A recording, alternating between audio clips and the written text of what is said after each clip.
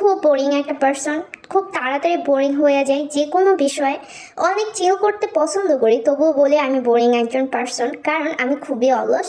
যে কোনো জায়গায় যেতে আমার খুবই অলসতা হয়, ঘোরাফেরাও আমার কাছে খুবই অলসতার একটা ব্যাপার। সো এই অলসতাকে, চাদরটাকে একদম ফিক্কা দিয়ে ফেলে তারপরে চলে আসলাম বাসার কাছে বিশাল বড় একটা মেলায়। এই মেলাটা আমার বাসা থেকে 5 মিনিট সামনেই।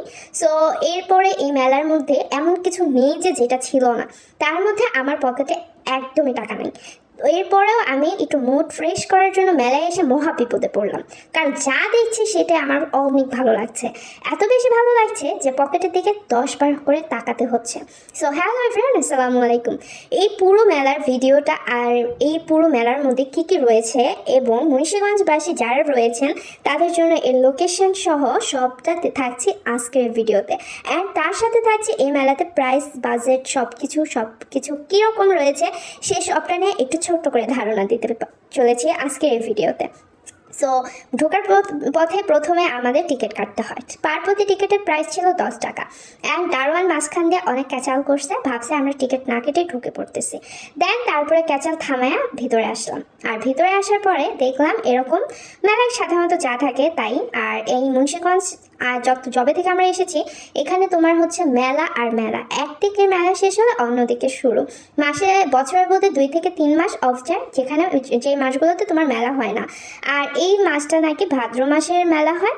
সো ভাদ্র মাস কি এসে গেল না চলে গেল ওটা জানি না, বাট আমি শুনছি এইটা ভাদ্র মাসের মেলা। এর থেকে আরও বিশাল বড় করে তোমার হচ্ছে লঞ্চ ঘাটের দিকে করা হবে। সো লোকেশনটা ছিল পেট্রোল পাম্পের সামনে, মুন্সিগঞ্জ মুক্তাপুরের পরই পেট্রোল পাম্প। দেন সেখানে ছিল এটা লোকেশন। নারায়ণগঞ্জের বাসিন্দারা কিন্তু খুব ইজিলি এখানে আসতে পারবে।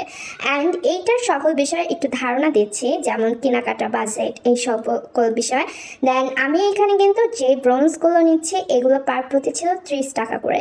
এখানে তুমি যা দেখবে সব কিছু ছিল 30 টাকা করে। আমার কাছে মনে হয় এখানে কানের ইয়ারিং যে টপগুলো রয়েছে, দেন এখানে ব্রোঞ্জ রয়েছে, ছোট ছোট হেয়ার ক্লিপস প্লাস ব্যান্ড রয়েছে, তারপর রাবার ব্যান্ড রয়েছে, তার সাথে রয়েছে তোমার খুব সুন্দর সুন্দর কিউট ক্লিপের কালেকশন। এগুলো কিন্তু এখান থেকে নিলে তুমি প্রায় অনেক ভালো একটা মানে বাজেটের খুব সুন্দর রিজনেবল প্রাইসে জিনিসগুলো পাবে।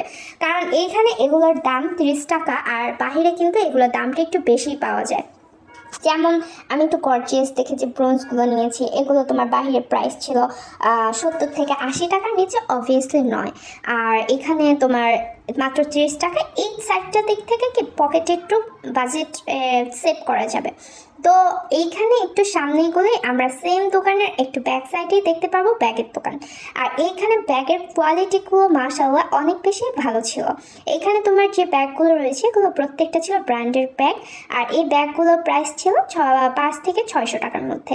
ব্ল্যাক কালার যে ব্যাগ দুটো আমি তোমাদেরকে দেখাচ্ছি এগুলোর প্রাইস ছিল একদম 600 টাকা। তোমরা একটু দামাদামি করলে 500 টাকার মধ্যে পেয়ে যাবে।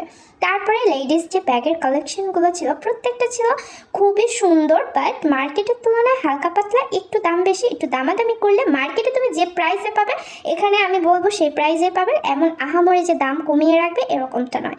একটু সামনে গিয়ে আমরা দেখতে পাবো অনেক বেশি আসবাবপত্রের দোকান। আর এখানে রয়েছে তোমার ঘরের যে মেলামাইনের জিনিসপত্র, দেন ননস্টিক, ওই যে কেকের যে মোল্ড, এই সব কিছু। কিন্তু আমার কাছে মনে হয় যে এগুলোর প্রাইস বাহিরের তুলনায় একটু মেলার ভিতর বেশি। কারণ কেকের যে একটা মোল্ড দেখিয়েছিলাম সেটার প্রাইস ছিল তোমার হচ্ছে 150 থেকে 200 টাকার মধ্যে। আই থিঙ্ক এটা 99-এ 100 টাকা। আই নো আমার এই সকল বিষয়ের ধারণা একটু কম। তারপরে আমি যে একটি ট্রে, তারপরে রবার ট্রে এগুলো দেখিয়েছিলাম, সেই দোকানে এমনি বক্স হতে ট্রে হতে সকল কিছু দাম ছিল 120 টাকা। সেই দোকান থেকে কিনলে সব কিছুকে একটু বাজেটের মধ্যে কেনা যাবে, কারণ এগুলো সচরাচর বাহিরে এত কম প্রাইসে কিন্তু পাওয়া যাবে না। টয়েসের যে দোকানটা এসেছিলাম এই দোকানে প্রত্যেকটা টয়েস ছিল তোমার 150 টাকা করে। আমি খুবই নার্ভাস ছিলাম যে আমি কোনটা রেখে কোনটা নেব, কারণ আমি টয়েস লাভার অ্যান্ড আমি তো নিচ্ছি না, আমার ভাগিনাকে কিনে দেবো। অ্যান্ড ওর না খুব মিনিটা লাইক হয়েছিল। আই লাইক মানে 150 টাকার মধ্যে এত মিনিটা আমার কাছে মনে হয়েছে এটা খুবই বাজে হবে, কারণ 150 টাকা খুব কম কোনো প্রাইস এরকম কিছু না। সামনে ছিল একদম মাটির দোকান, ছোটোবেলা খেলনা হতে শুরু করে একদম মাটির যে হাঁড়ি রান্না করা হয় সেগুলো হতে শুরু করে এভরিথিং সেই দোকানে পাওয়া যাবে। মাটির ব্যাংক, মাটির যে হাঁড়িগুলো ছিল সেগুলোর প্রাইস তুমি দামাদামি করলে 400 টাকার মধ্যে মাটির বড় হাঁড়ি সেটগুলো নিতে পারবে, মানে পার পিস 1 পিস 400 টাকা নিতে পারবে। একটু সামনে ছিল তোমার হচ্ছে গিয়ে যে বেলুনের পিস্তল মেরে বেলুন ফুটানো হয় সেটা, আমি সেই গেমটা খেলেছিলাম। অ্যান্ড এটা 30 টাকা দিয়ে 10টা ফুটানো যাবে। আর এইখানে কিন্তু আমি খুব ঝামেলা করছিলাম, যেমন এক পাশে ছিল অনেক বেশি বেলুন আর অন্য পাশে ছিল মাত্র 4 থেকে 5টা 10টা এরকমগুলো। আমাকে বলতেছে সেখানে ফুটাইতে, আমি একদম হিরোইন সেজে পিস্তল দিয়ে সেখানে দমদম করে ফুটাই দিছি। বাট আমার বোন, এত মানুষ নেক্সট টাইমে ভিড় হয়ে গেছে, আমার বোন ভিডিওটা ক্যাপচার করতে পারে না। অ্যান্ড আমার মুখটা তখন খারাপ হয়েছিল কারণ আমি খুবই ভালো একটা পারফরমেন্স করছিলাম, যেটা কখনোই আমি করিনি। সো বেলুন ফোটানোটা ছিল আমার এই মেলার মধ্যে আসার সবচেয়ে বেস্ট পার্ট, কারণ তখন আমি খুবই আনন্দিত হয়েছিলাম। আর একটা বেস্ট পার্ট ছিল আমি টয়েস দেখে খুব বেশি হ্যাপি হয়েছিলাম। আর এরপরে এসেছিলাম সামনে একটা ফুচকার স্টল দেখিয়েছিলাম তোমাদেরকে।